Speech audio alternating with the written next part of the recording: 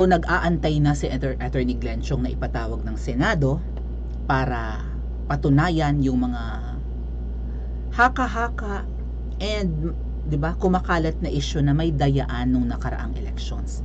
Hindi ko alam kung bakit si Senadora Amy ay parang kapatid niya ang nakaupo 'di ba? So kung ang allegations ay yung nakaraang election lang, sino ang nandaya? Alangang yung nandaya ay yung natalo. Pwede ring nandaya yung natalo, hindi lang talaga umubra. 'Di ba? Pero syempre, usually yung nandaya na kumakalat ang chismax, yun yung nanalo. Kaya nga nachichismis, 'di ba? So, eto bago natin puntahan yung mga post ni Attorney Glenn Chong, balikan natin yung naging parang banggaan ni Senadora Amy with Coco Pimentel.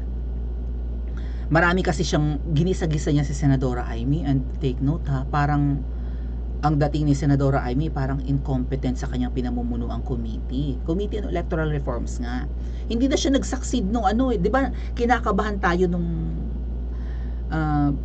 election na si nung tayo ay mga PBBM supporters pa. Kasi ang gagamitin pa rin Smart Magic. Si Senadora Amy ay chairman na ng electoral reforms and the people's participation. Panahon pa ni Tatay Digong. Sabi nga natin, yes, ito na yun. Dinaya yung kapatid, at least yung ate ang chairman ng electoral reforms, magagawa niya ng paraan na hindi na ulit madadaya si Kuting kasi nga tatakbo nung nakaraang taon. Ating dumating na yung kampanyahan at election seasons, hindi man lang na bago ang Smart Magic, hindi man lang nagawa ng paraan na Senadora Amy na masipa ang Smart Magic or ma-reforma ang electoral system natin. Panahon pa ni Tatay Digong, mga ate at kuya, si Attorney Glenn Chong ay nagpo-propose na ng hybrid. Ang simple ng hybrid, napakaganda ng design. Ang bilangan halimbawa sa mga polling precinct, sa mga classroom ng barangay ang bilangan doon mano-mano. 'Di ba, mano-mano? Kaya yun, hindi kakain ng oras. Ilan lang naman ang botante? Baka sa isang barangay wala pang 5,000 right? Pagkalaki-laki namang barangay noon kung 5,000 ang botante. Pero so far, sabihin mo may 300 na voters ang isang classroom, kaya niya yun, right? 300 na balota, kaya bilangin yun in 8 hours, di ba? Or bago maghating gabi ng botohan. Kung ilang classrooms meron sa isang elementary school or sa kahit high school kung saan man magbobotohan, di maraming presintong, right? Polling precinct na mapapasok yung mga botante at pipilahan. Kasi mag-designate lang ng 4 hanggang 10 classrooms. Mabilis yun. Baka nga wala pang alas 5 ng hapon tapos na ang botohan. So ang bilangan mano-mano after nyan, di ba? Mano-mano. Madali na yun, tali o guhit-guhit sa blackboard halimbawa, ganon. Or kahit sa scores, sa papel. Pero yung transmission, yung pagpapadala ng resulta ng botohan sa mga eskwelahan na yan or sa bawat barangay, ang transmission automated, mabilis yan, right? Computer ang gagamitin, ang resulta ng boto din sa barangay na ito isasubmit sa COMELEC sa bayan or sa syudad. Yung syudad or bayan magsasubmit naman ng nalikom nilang resulta sa province hanggang makarating sa national headquarters ng COMELEC. Mabilis na yon, automated transmission, mabilis na. Pero yung bilangan dapat mano-mano. May mga witness, 'di ba? May mga poll watchers may mga teachers, may mga pulis na nandun, sundalo, may mga kanya-kanyang representatives yung mga politiko na manonood sa bilangan, 'di ba? Ganun naman 'yon para makita kung may dayaan or may, 'di ba? Kung may guhit na dinaya or whatever. 'Di ba ganun? 1 2 3 4 5. Ganun ang bilangan doon O kung chalk ang gagamitin sa blackboard. And even sa mga tally sheets ganyan. So madali, actually, simple lang yung hybrid elections, hindi pa rin natuloy. Isinabit ni Attorney Glenn Chong yan sa babaeng kongresista sa lower house nung panahon Tatay Digong. Binigay na rin niya kay Tito Sen, kay Tito Soto yung parang draft na ganan.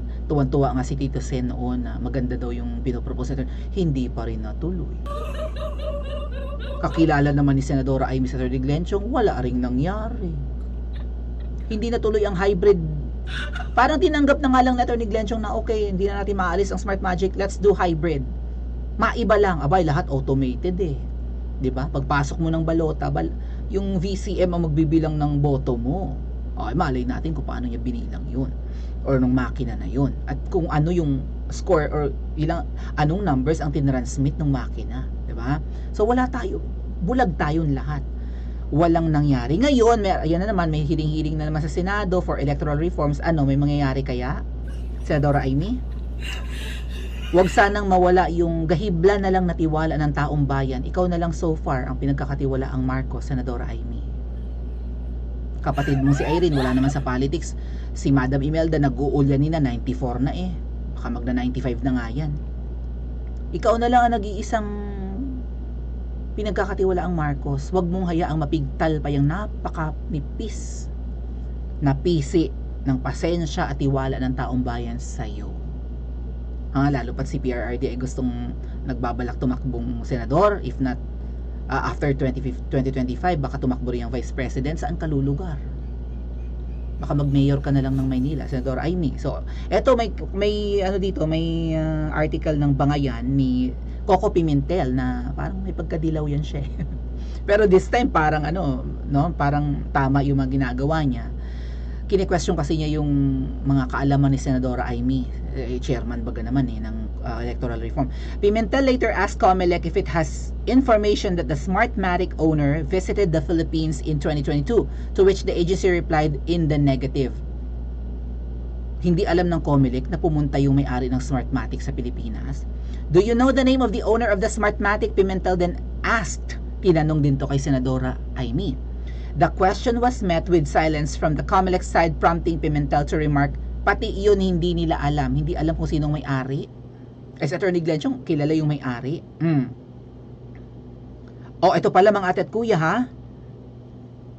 Sa budget debate for COMELEC's proposed 2024 budget amounting to 27.34 billion, bilyones ang ibabudget sa COMELEC. Ang election naman, once every 3 years. Once every 6 years nga ang presidential eh. Pero ang budget nila taon-taon, bilyones. Anong ginagawa ng COMELEC pag walang eleksyon, mga tat kuya? Ano ang trabaho nila pag walang eleksyon? Bakit sila ang laki ng budget? Originally daw 44 billion. Ayan sabi nga ng article. Whatever. Pimentel's query was about a story that trended last year regarding a camp of a 2022 candidate. Kaninong camp yan? Lenny Camp, BBM Camp, Pacquiao Camp, Isko Camp, who allegedly met with the owner of Smartmatic. Bakit nakipagtagpo?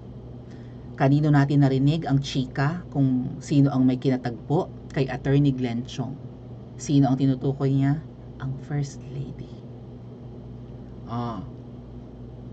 Nakipag-usap daw ang unang ginang sa may-ari ng Smartmatic. Baka nga 3 beses. There have been allegations that a certain camp of a certain candidate, hindi mapangalanan ni Pimentel, nag-iingat din siguro, naging topic to ni Queen Bojaquera, met with the owner of Smartmatic during the election period of 2022. Ang mga gustong sagutin ni Senadora Amy yung 2016 eh. May pa Andy Bautista pa siya eh. Hindi ngayon, yung nakaraang election, Senadora Amy. Has this report reached the COMELEC and has the COMELEC investigated this report? Nakarating ba daw sa COMELEC yung alegasyon ng dayaan? Ay syempre, di ba sumulat nga yung mga retired generals, sina General Rio, Colonel Odonio, kasama si Attorney Glenn Chong. So wag nilang itatanggi na hindi nakarating sa kanila. Okay. Hold on. Eto nga yung shinare ni Miss Sass. COMELEC probing Smartmatic's alleged meeting with a candidates team in 2022. Iimbestigahan ng COMELEC. Wala silang choice. Pinipressure ng Senado. Si Senadora Amy hindi rin alam ang may-ari nung Smartmagic. Ay di ba nga siya yung chairman siya yung chairman ng Committee on Electoral Reforms, tapos yung nagpapatakbo ng eleksyon natin, hindi alam ni Senadora Amy ang organizational structure, kahit yung mismong CEO na lang, or president or owner, kahit isang pangalan lang ang alam niya, hindi alam ni Senadora Amy. Milyon ang budget bawat may committee, mga ate at kuya. Per committee sa Senado, even sa lower house, millions ang budget. Kapag ka nag-chair ka ng isang committee, millions ang budget mo. Gagastusin sa mga Senate hearing, pakain sa mga imbitahang bisita at kung anumang gastusin. Tapos hindi niya alam yung organizational structure ng Smart Magic. Ano yun? Petics din si Senadora Amy. Iimbestigahan na nila yung di umano'y nakipagtagpo. Nako, mamaya. Lenlen, BFF Lenlen, sana hindi kayo nakipag-meet, ha? Kasi baka maraming tinagpo yung may-ari ng Smart Magic. Baka tinagpo yung bawat camp. Aroy. Pwedeng tumanggi si Anes, ang pinagbibintangan ni Attorney Glenn Chong. Hindi ako nakipagtagpo. May pruweba kayo, may patunay kayo, tapos biglang si BFF Lenlen ko o yung ibang presidentiables noon, may mga pala, no? May mga kuha sa CCTV, lagot. So sana, iisang camp lang ang kinausap ng Smart Magic. 'Di ba? Sana iisa lang. Wala sanang naglakas loob. Baka mamaya lahat kumausap, tapos ang highest bidder ang nagtagumpay. Baka ganun ang ganap, huwag naman sana. Ay, si Bagong Lipunan nanonood. Hello, Ate Ira, hello. Mami Iday, hello po. Kahapon lang pinublish to, mga ate at kuya. Ayan, iimbestigahan ng COMELEC. Nadaanan ko tong COMELEC nung umattend ako ng inauguration. Kuha kaya mo. Malapit to sa diba? Sa Manila Cathedral, right? Malapit lang. Ayan. Ay, sino kaya yung nakipag-usap? Don't worry, Attorney Lenny Robredo, hindi ikaw yan. Huwag ka daw mag-alala, BFF Lenlen, sabi ni Sas. May alam si Sas. Aragoy. So, itong post ni Miss Sas, similar din sa shinare ni Attorney Glenn Chong. At anong sabi niya? I am ready and waiting. Handa siyang humarap sa Senado at naghihintay talaga siyang imbitahin. Ito yung shinare, di ba, ni Miss Sas na screenshot. At laman na siya ng mainstream. Philippine Star ang nagsulat nito, yung kanina kay Miss Sas. Sa CNN, pinublish na rin, nasa lower rightmost corner. COMELEC probes alleged meeting between Smart Magic 2022 election bets camp. Sabi ng isang senador. Si Coco Pimenta siguro yun. Sinabi rin pala ni Senadora Amy, COMELEC probing meeting of 2022 presidential bets camp. Smartmatic head. Mismo si Senadora Amy ang nagsabi, magkakaroon ng investigasyon sa di umano'y meeting ng isang kampo ng presidentiable sa pinuno ng Smart Magic. Binalita na rin ng GMA. Wala nang choice ang mainstream media. Pero syempre hindi nila ibubuking, yung mga hindi nila papangalanan. Ano sabi ni Attorney Glenn Chong dito? Now that this issue is out in the public, with the mainstream media finally reporting it, finally, nireport ng media, dapat mag-imbestiga na ang Senado tungkol sa pag-aamin ni Lisa Marcos na nakipag-meeting siya sa may-ari. Pinangalanan ni Attorney Glenn Chong. Mag-imbestiga na, Senate. Senadora Amy, pagkakataon mo na, diba hindi okay ang relasyon nyo? Pagkakataon mo na! Ito na siguro yung parang para isalba ang kapatid mo. I don't know, maisasalba pa ba? Kaya pa ba? Baka ito ang maging dahilan para ma-impeach si Kuting. Aroy. Karma? Si VP Sara ang target, ngayon si Kuting ang delikadong ma-impeach. Impeachable to. Betrayal of public trust, right? Culpable violation of the Constitution, or kung ano pa mang, di ba, nasa 6 yun 6 na violation. Bribery kaya? Bribery? Kung kinausap ang head ng Smartmatic, anong mapapala? Anong pag-uusapan? At allowed ba yun? Bawal yun Bawal makipag-usap kahit kaninong camp. Sa magbibilang ng boto natin, ano ang dahilan ng inyong pakikipag-usap? Mas malala pa to sa Hello Garci, mga ate at kuya. Oh, dapat mag-imbestiga na ang Senado tungkol sa pag-aamin ni Liza Marcos na nakipag-meeting siya sa may-ari ng Smartmatic sa kasagsagan ng campaign period noong March 2022 kung saan nanalo ang asawa niya pagkatapos ng 2 buwan. March pa lang kinakausap na pala. Okay. Sa lahat ng mainstream media, sabi ni Atty. Glenn Chong, The Philippine Star ang tanging nagpakita ng tapang by naming the protagonist in this Smartmatic saga. Glenn Chong. Si Atty. Glenn Chong ang protagonist. Liza Araneta Marcos, protagonist or antagonist?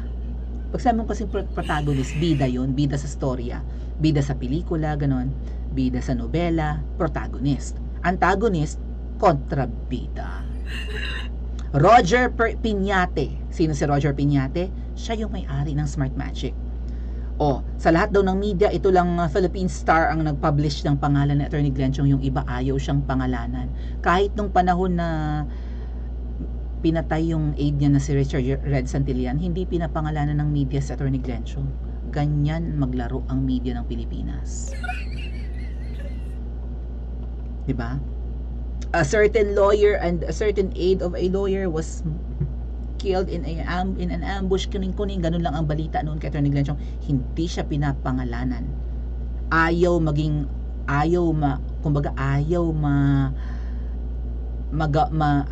payagan ng media na tumunog ang pangalan ni Atty. Glenn Chong. Bakit napatay yung aide niya? Dahil nga gusto niyang i-booking yung sabwatan ng Comelec at Smartmatic sa dayaan ng 2016 na nanalo si Lugaw, si BFF Lenlen rather. According to a political report on September 13, lawyer Glenn Chong, yung pinangalanan na, accused Smartmatic President Roger Piñate of meeting with First Lady Liza Araneta Marcos and other members of Marcos campaign. May binabanggit si Atty. Glenn Chong na 2 pangalan. Ivan Uy yata yung isa. O sino pa yung isa? Ivan Uy, right? Bago mag-eleksyon. Pimentel asked, there are allegations that a certain camp, blah blah blah, yun na nga yun. Marcos, who was speaking for the Comelec, answered in the affirmative, yes. Si Senadora Amy yan. So may mga allegation ika na may, di ba, may kandidato na nakipagtagpo sa may-ari ng Smartmatic panahon ng kampanyahan. Ito bang aligasyon ay nakarating sa Comelec at iimbestigahan na ba ng Comelec ang aligasyong ito? Sabi ni Senadora Amy, oo. So confirmed, may kumausap sa may-ari ng Smartmatic at may mga aligasyong may dayaan. Bakit? Ano ang purpose ng pagkausap? Alam nga namang hi, hello lang, kumusta po? Good luck sa inyong magiging trabaho sa aming election 2022, ganon. Syempre kapag kumuusap, di ba? Hanggat maaari para kang maninikluhod. Either manikluhod ka na maging malinis ang eleksyon or manikluhod kang kayo ang lumabas. At ano ang kapalit? Kasi malalagay ang kredibilidad ng Smartmatic kung sila talaga ay maayos, malinis at hindi dayang system ng bilangan ng Smartmatic, di ba? Bukod tanging Philippine Star, pinangalanan talaga Atty. Glenn Chong, yung may-ari ng Smartmatic at ang unang ginang. Ngayon, Senadora Amy, total kinonfirm mo na may mga allegations na ganyan at pinangalanan na ng media si Atty. Glenn Chong. Iimbitahan mo ba siya sa Senado for preliminary investigation? At kapag binanggit ba ni Atty. Glenn Chong ang pangalan ng unang ginang, iimbitahan nyo rin ba? Maglalakas loob ba kayo? Maglakas loob kaya sila na imbitahan muna si Atty. Glenn Chong and then eventually si First Lady? I-comment nyo sa comment section at mag-like and subscribe din po kayo.